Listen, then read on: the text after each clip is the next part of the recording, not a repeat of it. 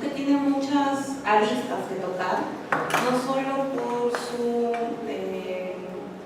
sus consecuencias a nivel del pago mensual que hacemos a los trabajadores, sino por su propia connotación de ser el medio de subsistencia en general de los trabajadores, ¿no? Y esto hay que tenerlo muy claro al momento en que decidimos optar o no por los acostumbrados descuentos que a veces hacemos de más, o por las consideraciones como conceptos no remunerativos, cuando en realidad lo que estamos pagando es remuneración. ¿Ustedes trabajan en recursos humanos? ¿Usted es contador, abogado? Abogado, pero que trabaja en el área de recursos humanos o algo así. Bueno, yo trabajo en el área de economía. En el área de economía, sí. Ya, ok. ¿Usted? Yo soy abogada también y he trabajado muchos meses en recursos humanos. En recursos humanos, ya, ok. Claro, lo comentaba porque es en recursos humanos donde siempre se nos vienen las dudas de cómo calcular, de qué conceptos califican como remunerativos y qué otros conceptos como no remunerativos, cómo los declaramos en la planilla y todo lo demás, ¿no? Entonces, nosotros vamos a tocar el tema de remuneración ahora básicamente enfocado a cómo es su cálculo, a qué conceptos son remunerativos, a todas las incidencias que hay de la remuneración para los beneficios sociales y para los aportes que se tienen que hacer tanto del trabajador como del empleador. Sin embargo, me gustaría, como lo comentaba hace un ratito, de manera muy pequeña, hacer una reflexión acerca de la remuneración como institución jurídica, muy brevemente, no voy a robar ni 5 minutos. Entonces, como una pauta preliminar, diríamos que la remuneración, el salario, es el abono que se produce con ocasión del trabajo, ¿no? Y que se da o se entrega en el marco de una relación laboral y que tiene como finalidad sustentar el medio de vida del trabajador, pues este corresponde o tiene como principal sustento la remuneración. Por eso es que decimos que la remuneración tiene carácter alimenticio. Y en virtud de esto es que hay algunas protecciones hacia la remuneración, hay algunas prohibiciones de embargo también, ¿no? Que vamos a ver en un ratito. Entonces, la remuneración puede ser vista desde 3 puntos centrales. Obviamente, toda la exposición va a girar en el marco de este último, visto desde un punto de vista jurídico. Desde un punto de vista estrictamente jurídico, y entendido como tal como una contraprestación en el marco del vínculo laboral de subordinación y afinidad, ¿no? Sin embargo, no pasa nada. Sin embargo, también hay otros 2 puntos de vista desde el cual puede observarse la remuneración. Y el primero es desde el punto de vista económico, es decir, desde la retribución del trabajo como costo de producción analizado en el marco del mercado de trabajo, y desde un punto de vista social, es decir, como un mecanismo de redistribución de la riqueza y su eficacia para el cumplimiento de las necesidades que tiene el trabajador en el marco de su vida laboral y que finalmente redunda en el bienestar de la sociedad.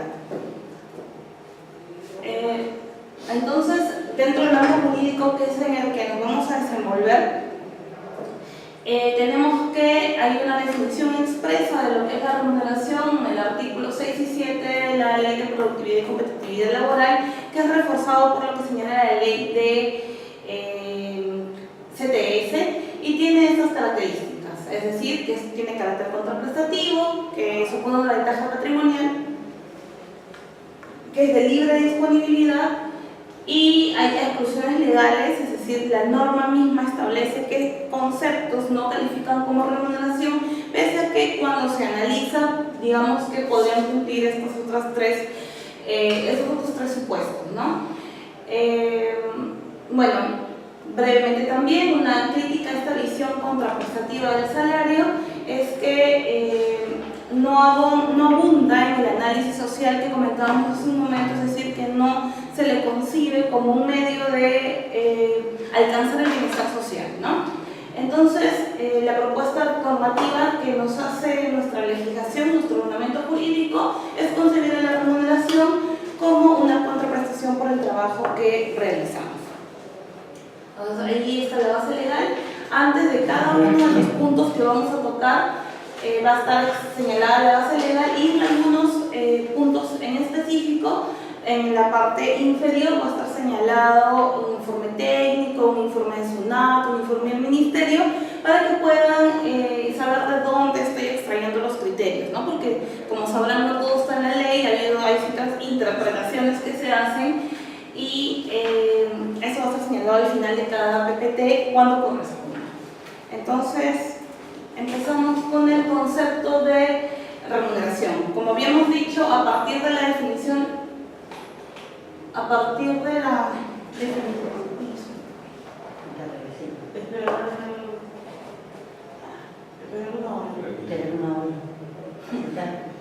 entonces, a partir de la definición legal,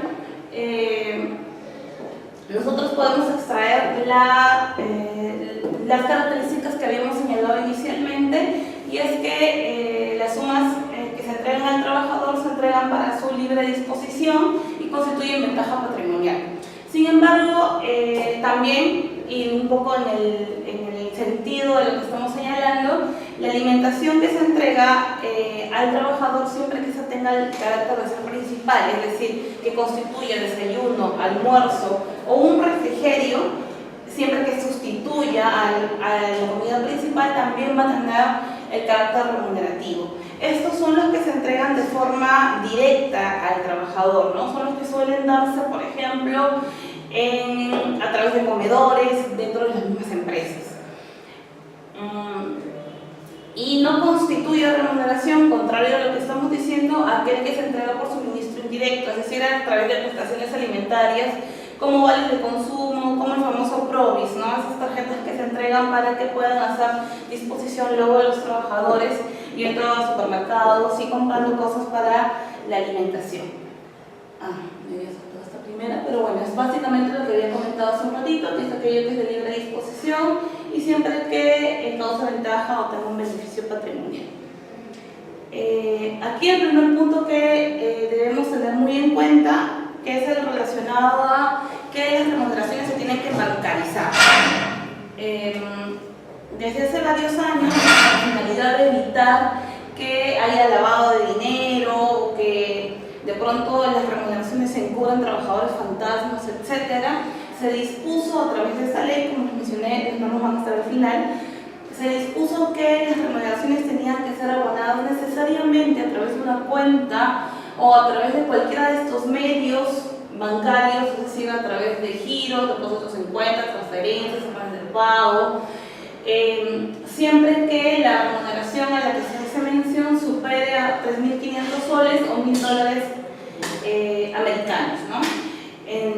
Esto con la finalidad, como les comentaba, de evitar el lavado de dinero o en general cualquier tema vinculado con el narcotráfico. En ese sentido, si es que nosotros no cumplimos con realizar la bancarización conforme lo establece la ley, para efectos tributarios, los pagos que realicemos que sean igual o superiores a las sumas de 3.500 o $1.000 no serán posible deducir en gastos y costos y créditos cuando declaremos nosotros mensualmente nuestro impuesto a la renta. Entonces, es muy importante tener en cuenta el tema de la bancarización. El segundo gran punto es la remuneración mínima vital. La remuneración mínima vital desde el 1 de abril de 2018 para todos los regímenes laborales, salvo para las microempresas, incrementó a 930 soles a través de esta norma legal, el decreto 004/2018, y se le permitió, entendiendo que las microempresas tienen menores recursos que administrar mensualmente, se les dio una chance para que incremente su remuneración a partir de mayo del 2018, ¿no? Es decir, se les dio un mes más para que puedan ajustar sus ingresos y pagar la remuneración de 930 mensual.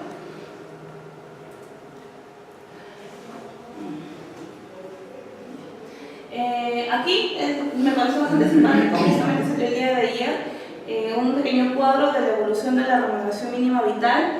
En este gobierno Vizcarra también se han comprometido a hacer un incremento, pero no sabemos exactamente cuándo va a ser, pero vemos que evidentemente ha habido una progresión aprobación, un incremento de la remuneración mínima vital.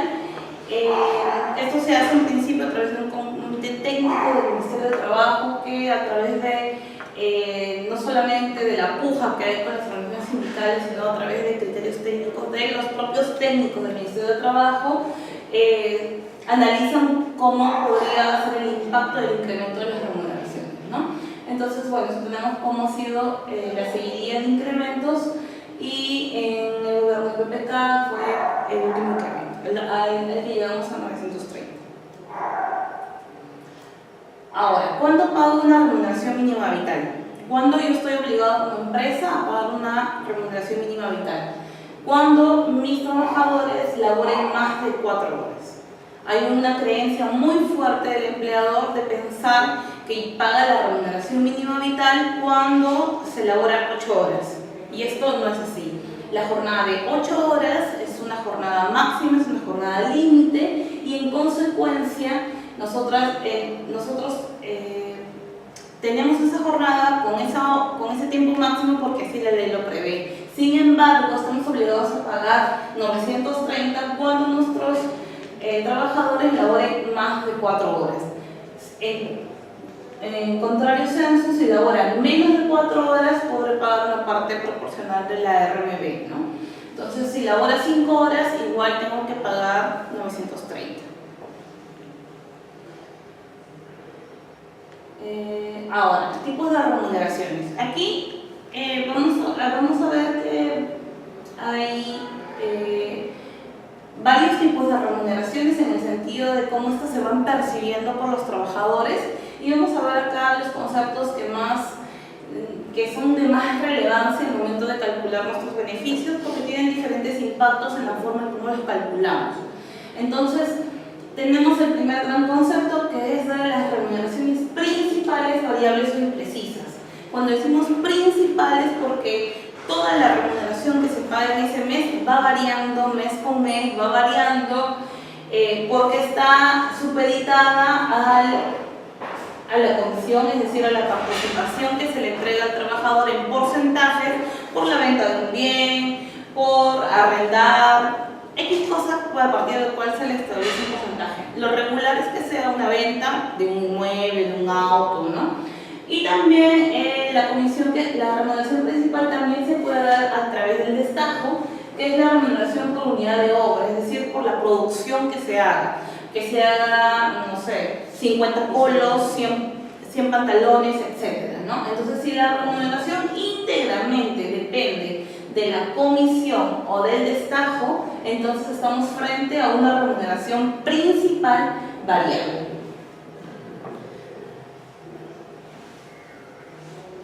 Y entonces, acá hay un ejemplo de lo que sería una remuneración principal variable. Como vemos, el básico, es decir, esto que conocemos como el margen que pagamos, en principio sería 0. A estos se les suele denominar en el cotidiano como comisionistas puros, ¿no? Ahí están los comisionistas puros y los comisionistas mixtos. A los mixtos se les suele denominar aquel que tiene un básico, un mínimo de, no sé, que el empleador decide ponerle a veces en la remuneración mínima vital y le va incrementando a través de remuneraciones adicionales, ¿no? Que serían las remuneraciones complementarias como veremos en un momento.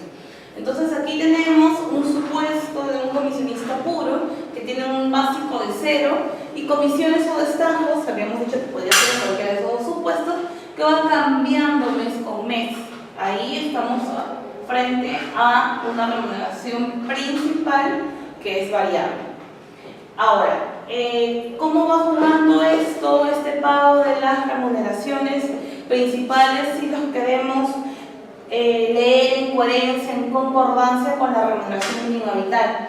Pues la norma sí nos da una respuesta para ello y nos dicen que en el primer caso, en el caso de los comisionistas, tienen derecho al pago de una remuneración mínima vital y que será otorgada por el mismo empleador en caso de que no llegue a la comisión, siempre que preste servicios exclusivamente para ese empleador, ¿no? Es decir, que yo solamente trabajo como comisionista, como vendedor de inmuebles para el empleador X y este empleador X tiene que cubrir la diferencia entre lo que yo he comisionado y la remuneración mínima vital si es que esta no llega a tener como, a aparecer como mínimo de 930.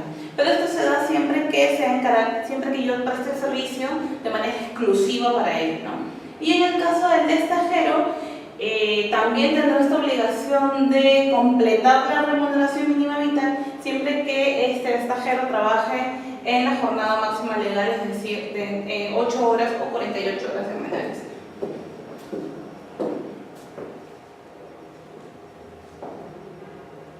Y bueno, aquí está el otro gran concepto, que es el de las remuneraciones complementarias variables.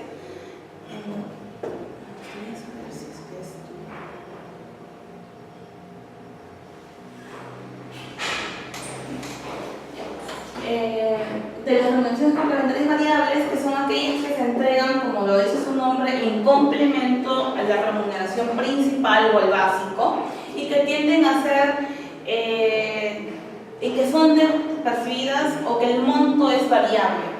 Los clásicos ejemplos son el de las horas extras, ¿no? Que se perciben de manera complementaria a la remuneración que yo recibo mensualmente y que no necesariamente se dan todos los meses, por eso son variables, y no necesariamente se dan en el mismo monto, ¿no? Entonces, para considerar estas remuneraciones complementarias, y son remuneraciones complementarias en la medida de que tienen el carácter remunerativo según los rasgos que vimos inicialmente, para ser consideradas como computables, es decir, como base de cálculo para nuestros beneficios, tienen que cumplir con el principio de regularidad. Y este principio de regularidad, en buena cuenta, nos dice que haya sido percibido cuanto menos 3 veces en un periodo de 6 meses, ¿no? Entonces, para que yo incorpore la remuneración complementaria variable, entiéndase, por ejemplo, horas extras, a mi cálculo de beneficios sociales, a mi cálculo de gratificaciones, a mi cálculo de CTS, debe haber sido percibido por lo menos 3 veces. Solamente en ese supuesto lo voy a sumar a mi remuneración básica para hacer mi remuneración computable. Este ejercicio lo vamos a ver más adelante, pero la idea primera es tener el concepto bien claro, ¿no? Y el concepto que debe quedar muy claro para las remuneraciones complementarias variables es que deben cumplir con el principio de regularidad para ser incorporadas a mi remuneración computable.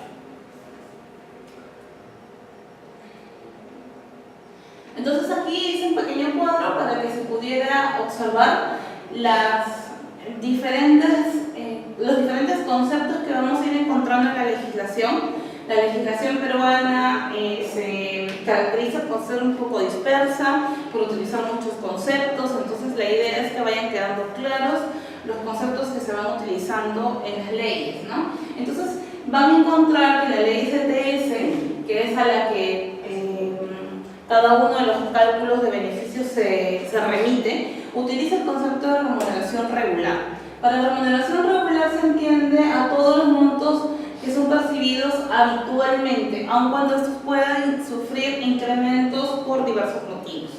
La remuneración variable, como habíamos dicho, debe cumplir con el principio de regularidad para ser incorporado como remuneración computable, y la remuneración periódica es un monto fijo que no necesariamente debe ser percibido todos los meses, pero que, como lo dice su nombre, sí debe ser percibido periódicamente. Entiéndase, por ejemplo, un bono de productividad que se entrega cada 6 meses, un bono, no sé, por fidelidad que se entrega cada 8 meses, cada 9 meses. Lo importante de esta remuneración periódica es que debe ser percibida en una periodicidad inferior a 1 año para que sea incorporada a la remuneración computable. ¿Qué quiero decir? Que debe ser percibida por lo menos una vez al año. Por lo menos una vez al año. Puede ser que sea percibida semestralmente, como el caso de las gratificaciones, por ejemplo, ¿no? Que es una remuneración periódica. Entonces, aquí ha habido... acá ha habido un pequeño error porque la suma de ellos se divide entre 6, acá, ¿no? Y esto básicamente lo que nos está diciendo es cómo vamos a calcular, cómo vamos a determinar cuánto es la remuneración computable en el caso de que yo tenga una remuneración variable principal y en el caso de que yo tenga remuneraciones variables complementarias. Vamos a empezar por este supuesto, que es el más sencillo, y lo que nos dice la norma es que los montos percibidos de forma complementaria, vamos a hablar como si fueran horas extras para que se entienda de forma más clara, se van a incorporar sumándose todos y dividiéndose entre 6. Aquí es donde les comentaba que está el error. Entonces, si yo todos los meses he percibido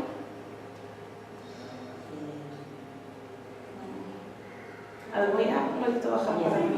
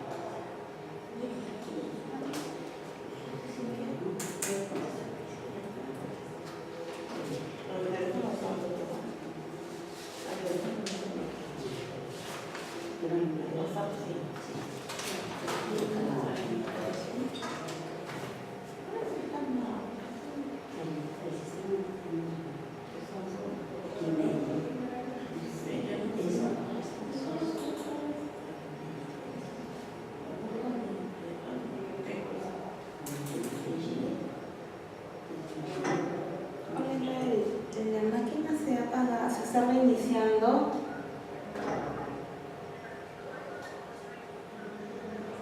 ¿Perdón? Bueno, aparece reiniciando, pero en el laptop no se ve nada, está negra.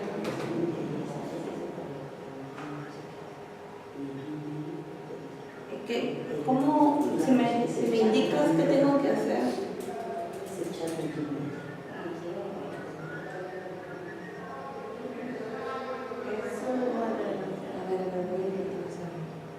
Con el pago de emergencia.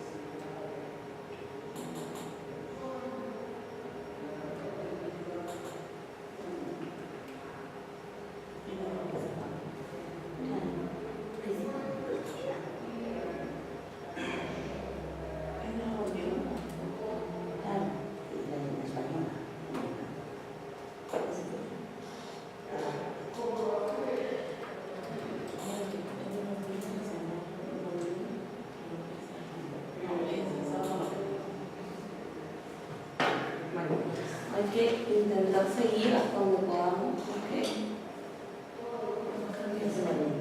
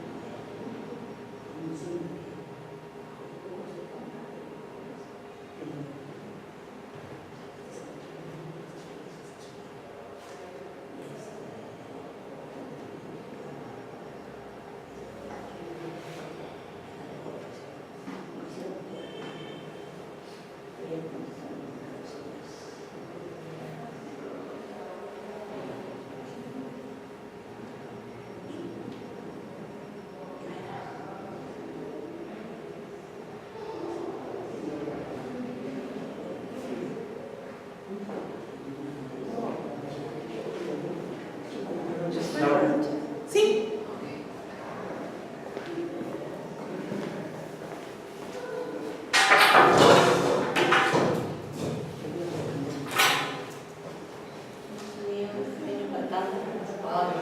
Estamos todavía sin retornar.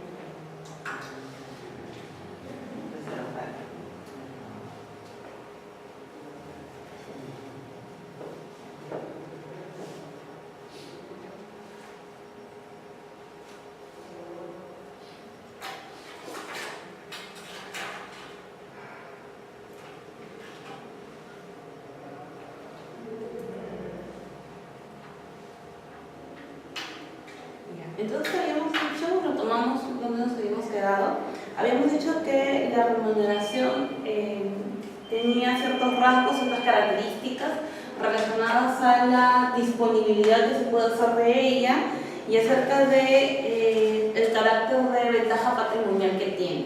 Entonces, en principio, dadas estas características,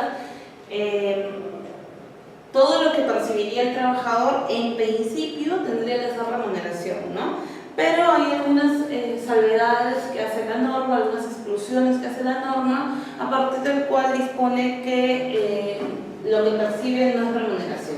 Entonces, hemos empezado definiendo qué era la remuneración, qué son las remuneraciones principales, variables, las remuneraciones principales, complementarias variables también, habíamos hablado del principio de regularidad. Y ahora nos encontramos en un ejemplo, justo hemos encontrado un ejemplo relacionado con las remuneraciones, tanto las remuneraciones complementarias, ¿no? Y habíamos dicho, acá tenemos dos ejemplos, habíamos dicho que la remuneración complementaria variable podía darse en el marco de una comisión o en el marco también de horas extras, ¿verdad? Que son remuneraciones que pueden ser percibidas como que no en el marco de la relación laboral en esa mesa. Entonces aquí hay dos ejemplos, uno de comisiones y otro de horas extras, para que vean que en realidad tendrían una tratativa muy similar en relación al cálculo, es decir, en relación a cómo se incorporan como remuneración complementaria a la que sería nuestra remuneración computable para efectos del cálculo de los beneficios sociales. Entonces, en el primer ejemplo tenemos que la persona del cual observamos su pago ha recibido el concepto de comisiones 4 veces en un periodo de 6 meses. En ese sentido, para ver cómo es que va a ser incorporado a la remuneración computable, lo que vamos a hacer es sumar todo lo percibido y dividirlo entre 6, siempre entre 6, pese a que lo perciban menos veces, ¿no? Y en el segundo supuesto vemos la percepción de horas extras y vemos que también va a ser incluido en la remuneración computable en la medida que ha sido percibido, en la medida que ha cumplido el principio de regularidad, es decir, que ha sido percibido por lo menos 3 veces en un periodo de 6 meses, ¿no? Entonces, vemos que en ambos casos se incorporaría el concepto de la remuneración computable a través de un promedio que siempre será dividido entre 6.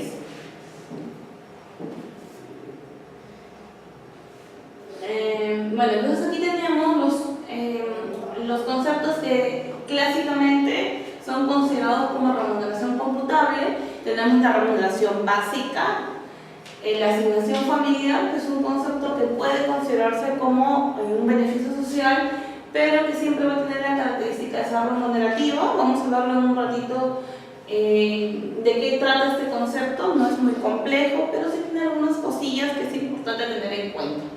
La movilidad, siempre que sea de libre disponibilidad, es decir, que no esté supeditada a la asistencia al centro de trabajo y que no sea considerada como condición de trabajo, ¿no? Como condición de trabajo sería en el supuesto de que el centro de trabajo se encuentre totalmente aislado del transporte público, que no se pueda llegar por sola cuenta del trabajador, así que la empresa tiene que brindar este servicio de movilidad, por ejemplo, en los peajes que están muy alejados de Lima, donde es imposible que se llegue a través de un transporte público, o en los centros mineros, ¿no?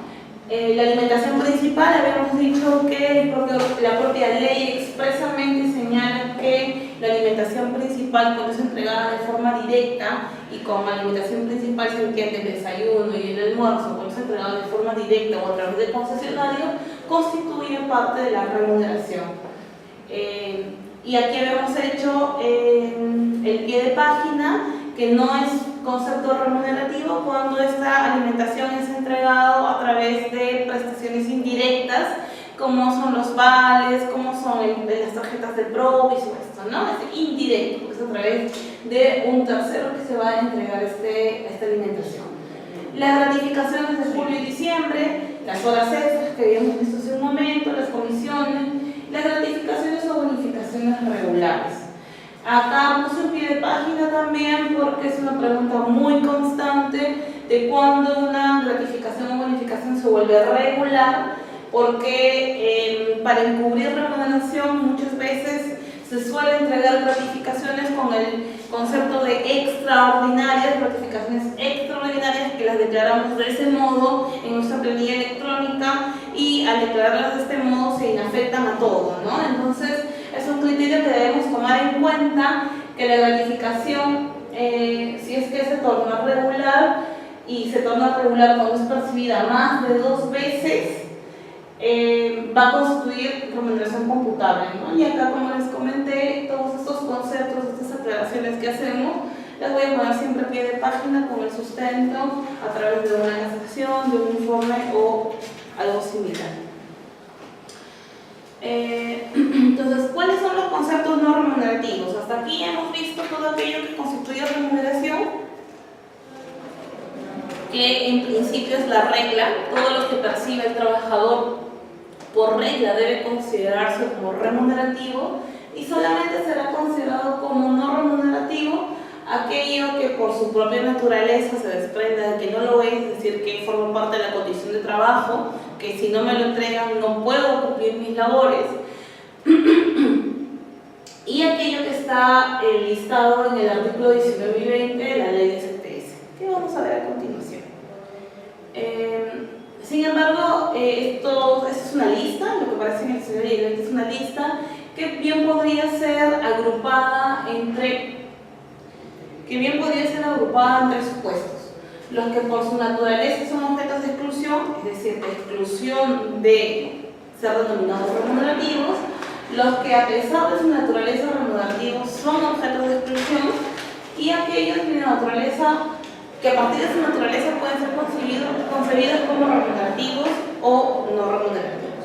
Entonces aquí tenemos el listado que nos entrega la ley de CTS, y como vemos, lo primero que aparece es la gratificación extraordinaria, que en principio sería no remunerativo porque tiene una naturaleza extraordinaria, es decir, que no va a ser entregada de forma constante, sino que ha sucedido un hecho muy eventual que hace posible su entrega. Esto, en estricto, si queremos ceñirnos a lo que dice la norma, puede ser considerado con esta liberalidad que se entrega al cese, por ejemplo, ¿no? En el cese, algunos empleadores tienden a entregar una liberalidad, una suma generosa para intentar cesar a sus trabajadores, para que terminar en buenos términos, ¿no?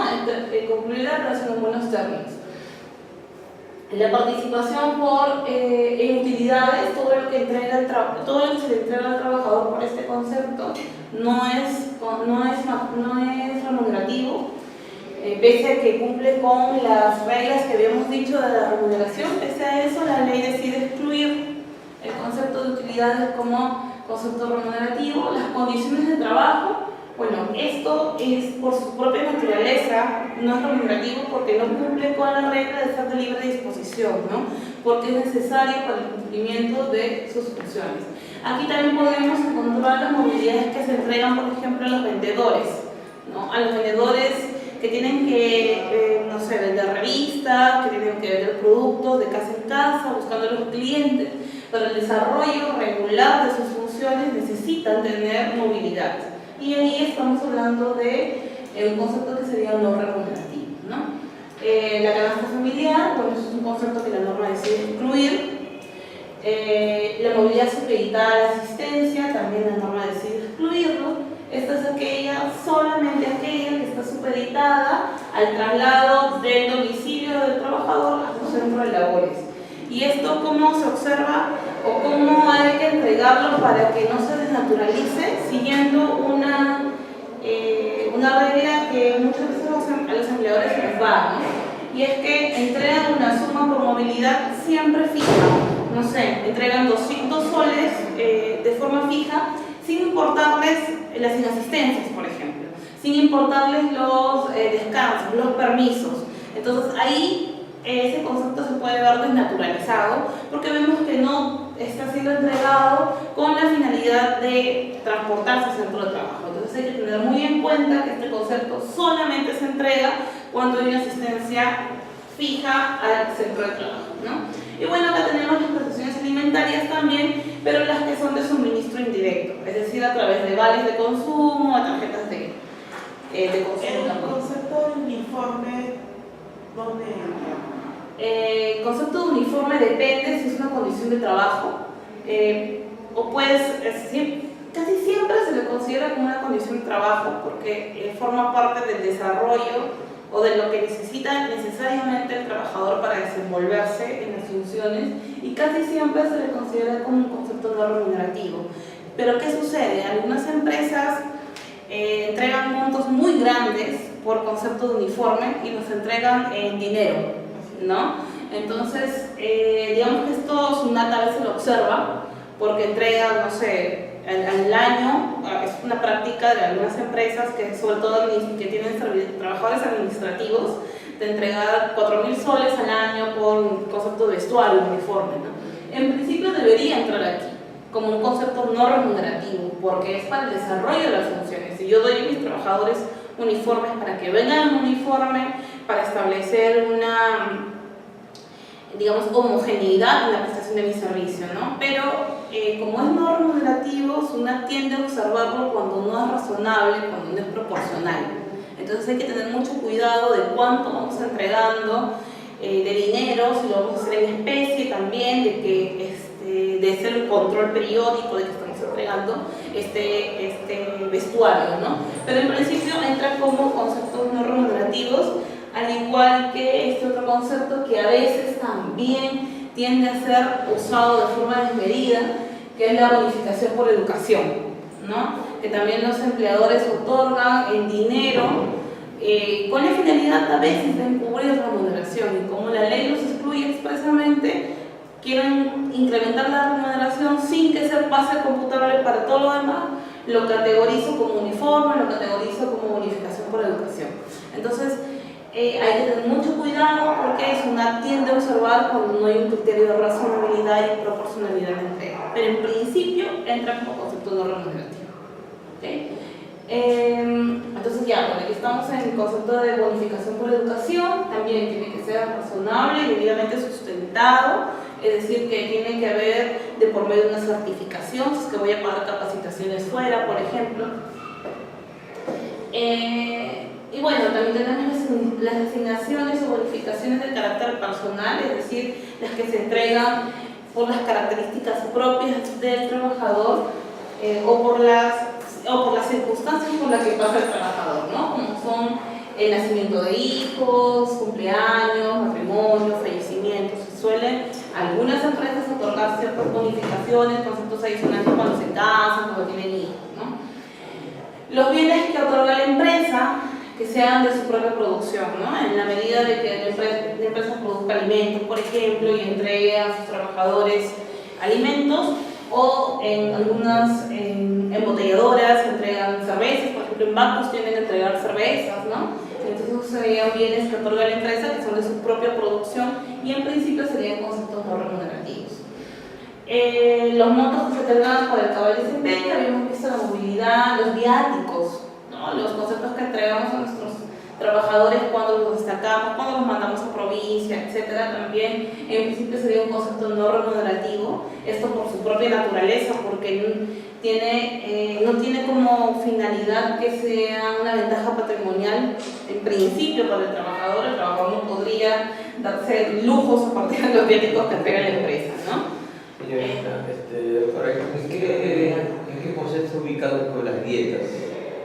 El concepto dietas es un concepto no laboral, es un concepto que se encuentra más en el marco del derecho societario, porque es lo que se entregan a los directores, ¿no? Entonces no es un concepto que encontramos aquí, pues es un concepto más del marco gerencial, en el que estamos hablando del sector privado, igual en el sector público, que son dietas las que se entregan por ciertas reuniones a las que asisten directores y demás. Así es, o regidores, claro, en el sector público, ¿no? Pero estas no constituyen remuneraciones en sí mismas. De hecho, si hablamos del sector público, donde siempre hay esta prohibición de la doble percepción de remuneración, la dieta es una excepción, ¿no? Puede percibir una remuneración y adicionalmente una dieta. Eso como que nos da la idea de que en estricto no es una remuneración, ¿no? Entonces, por eso es que no está aquí. Y bueno, en principio tampoco no está listada en la ley CTS, que es la ley de referencia para los conceptos no remunerativos. Y bueno, la alimentación como condición de trabajo, que tendrá la misma lógica de ser cuando es entregada en espacios donde es imposible acceder a la alimentación, como son los campamentos mineros, ¿no? Ahora tenemos un punto que es importante en la medida de que también suele ocurrir regularmente cuando nos desarrollamos en la Oficina de Recursos Humanos, por las famosas demandas de alimentos o por las generales demandas que suceden por deudas a los trabajadores, en los que se ha iniciado un proceso judicial contra los trabajadores y hay un mandato judicial, por ejemplo, que ordena una parte de embargo de la remuneración. Entonces, podremos agruparlos en bajas remunerativas en tres. Una que es externa a la voluntad de las partes, que es básicamente la que nos referimos con el mandato judicial, por consenso de ambas, es decir, que entre empleador y trabajador hay un acuerdo para la rebaja de remuneraciones, y por la decisión unilateral del empleador. Entonces vamos a ver cada una de ellas, así muy rápido. Entonces la primera, solamente como para señalarlo, como para citarlo, porque sí está previsto, digamos, en la doctrina, en la literatura, es aquella que tiene origen legal, ¿no? Es decir, es que hay una ley que establece que debe haber una rebaja porque ha sucedido ciertas circunstancias a nivel nacional que impiden que se mantenga la remuneración que no existe. Pero digamos que esto es súper excepcional, ¿no? Entonces lo que vemos cotidianamente es esta, la de origen judicial. Y esto está establecido en el Código Procesal Civil, en el 368, se me fue la cita, sí, es en el 368 del Código Procesal Civil, que establece que hay bienes que son inembargables, y cuando desarrolla los bienes que son inembargables, habla de la remuneración y establece ciertas restricciones a lo que vaya a embargar de la remuneración. Entonces, el primer supuesto que establece este artículo del Código Procesal Civil es cuando ocurre una deuda de cualquier naturaleza, no una deuda de carácter alimentario. Entonces, en ese supuesto nos dice el Código Procesal Civil que yo puedo embargar siempre que, cuanto menos, el trabajador, o bueno, el trabajador o el locador, porque habla de remuneraciones o ingresos en general, perciba más de 5 RPs. Es decir, que estas 5 RPs, que en la actualidad es 2100, la URP es el 10% de la UIT y la UIT vale 4100 a la fecha, entonces 5 RPs es 2100. Esta parte de acá es intocable, no se puede embargar, es inembargable. ¿Qué puedo embargar del exceso de esos 5 RPs? Un tercio. Un tercio del exceso de 5 RPs es la parte que yo puedo embargar para cualquier deuda. Obviamente, cuando digo que yo puedo embargar, es si yo fuera parte de la judicatura, ¿no? Porque finalmente es un mandato judicial, al empleador le va a llegar un mandato judicial que establezca cuánto es la parte que debe embargar, pero en principio no debería superar este monto. ¿Cuándo estamos hablando de una deuda de cualquier origen? Lo más usual son deudas bancarias, ¿no? Y el segundo supuesto es cuando es una deuda de naturaleza alimenticia, es decir, cuando hay una demanda de pensión de alimentos.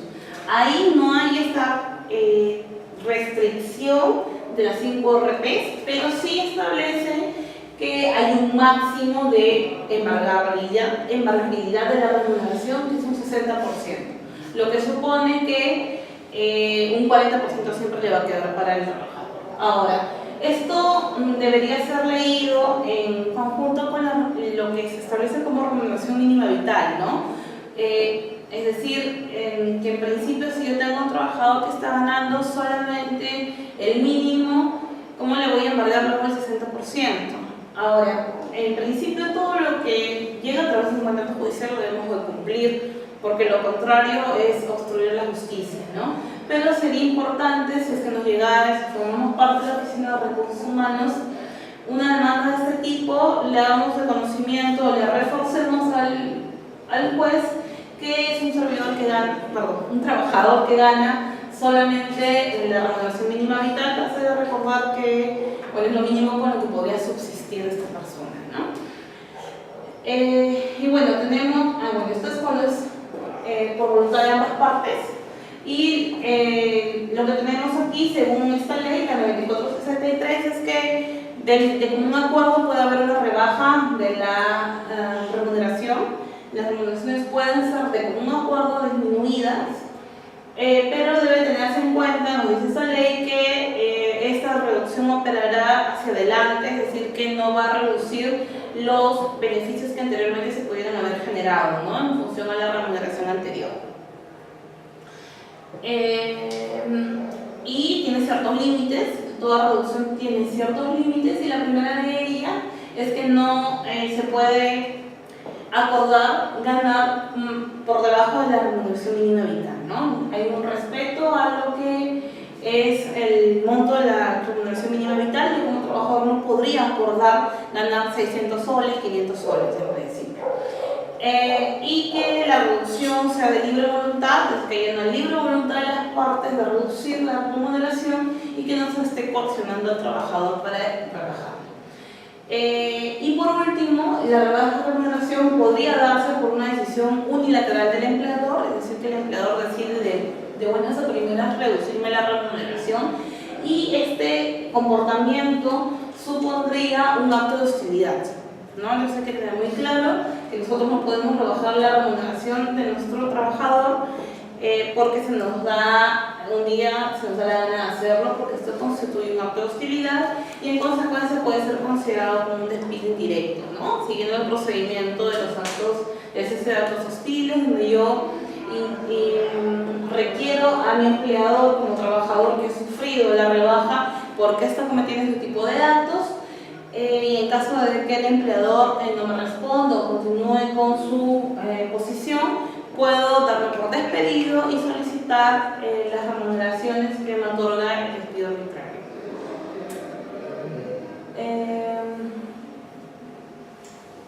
Siempre tienen excepciones, todos los supuestos tienen excepciones, y bueno, este es que se dé en el marco de una situación excepcional, extraordinaria, es decir, que sea una rebaja unilateral de forma extraordinaria, porque la empresa entró en reestructuración, porque es un mecanismo para salvarse de la quiebra o algo similar, ¿no? Si se dan estas circunstancias excepcionales, es posible que el empleador unilateralmente pueda disminuir la remuneración.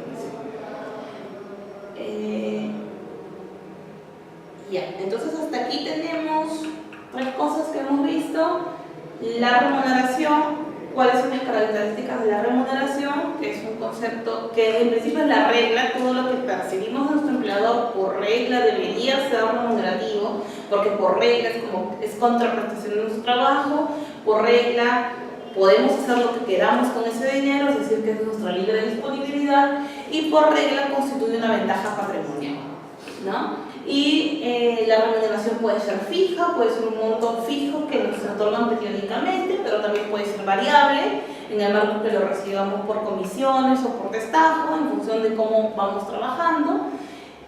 También existen remuneraciones complementarias, es decir, que se nos entregan en añadidura de nuestra remuneración básica, y esta remuneración complementaria puede ser variable. Es decir, puede ser entregado un mes sí, un mes no, en función de horas extras, comisiones, bonificaciones por productividad, etc.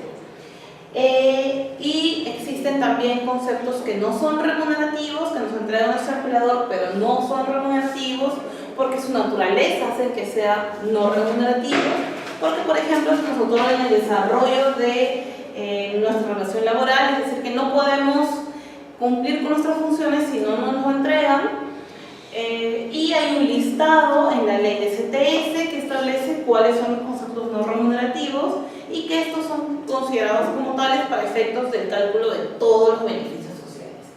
Y el tercer gran concepto que tenemos es que en principio la remuneración está protegida, en principio es inembargable, y hay ciertas excepciones, ¿no? que haya un mandato judicial de por medio y bueno, igual el mandato judicial tiene que obedecer ciertas reglas que establece el Código Procesal Civil, que es la inembargabilidad de 5 RPs en el caso de deudas ordinarias y en el caso de deudas alimenticias puede embargar solo el 60% de la remuneración. Y bueno, esas son 3 grandes ideas que deben ir flotando. Y ahora vamos a hablar de un tema, de un concepto que es importante para que podamos ver más de cerca las horas extras. Porque las horas extras es el principal concepto remunerativo variable que tenemos como trabajadores en la regularidad. Entonces, para verlo un poquito más de cerca, para hacerle un zoom, necesitamos ver qué es la jornada de trabajo. Entonces, vamos a hablar de la jornada de trabajo, vamos a hablar del horario de trabajo, las horas extras, la jornada nocturna, y con esto, con esta capitalización de ideas, vamos a ir ya a aterrizar a los conceptos de beneficios sociales.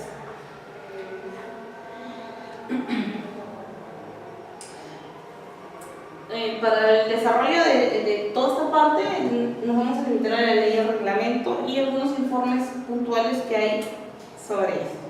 Entonces, la jornada de trabajo habíamos dicho al inicio que era de 8 horas diarias y 48 horas semanales como máximo.